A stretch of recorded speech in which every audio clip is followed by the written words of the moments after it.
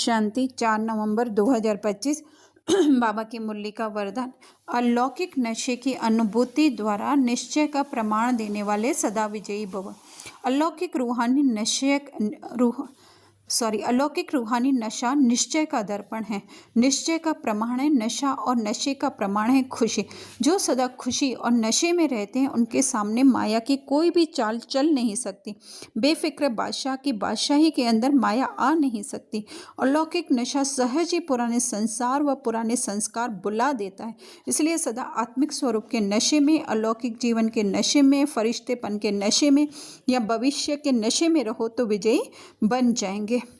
तो निश्चय कौन सा निश्चय होना चाहिए कि ये सब कुछ जो है वो बना बनाया ड्रामा है, अपने आप घटित हो रहा है।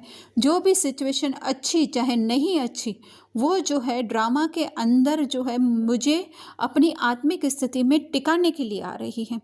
ऐसा हमारी अगर सोच रहती है तो हम खुशी में रहते हैं, क्योंकि अल्टीमेट क्या है? खुशी है।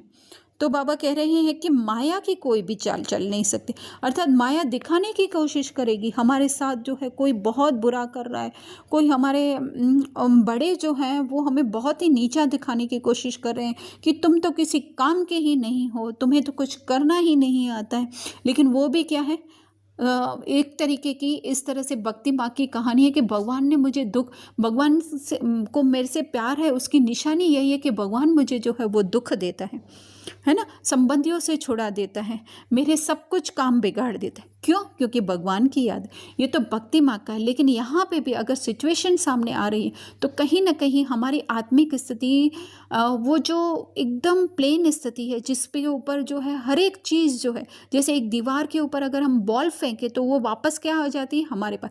इसी तरह से वो दीवार जैसी हमारी आत्मिक स्थिति है कि इसके ऊपर सुख आएगा, दुख आएगा, घृणा किसी की आएगी, नफरत कोई हमारे ऊपर फेंक रहा है, लेकिन वापस कहाँ चला जाएगा? उनके पास ही चला जाएगा। तो ये हम सोच के खुश नहीं हो कि उनके पास चला जाएगा तो फिर से ये द्वैत की भावना हुई। नहीं, अद्वैत अर्थात कोई भी जो है वो बुरा नहीं है। तो इस तरह का निश्चय जब हमें रहेगा तो नशा और खुशी जो है हमें रहेगी।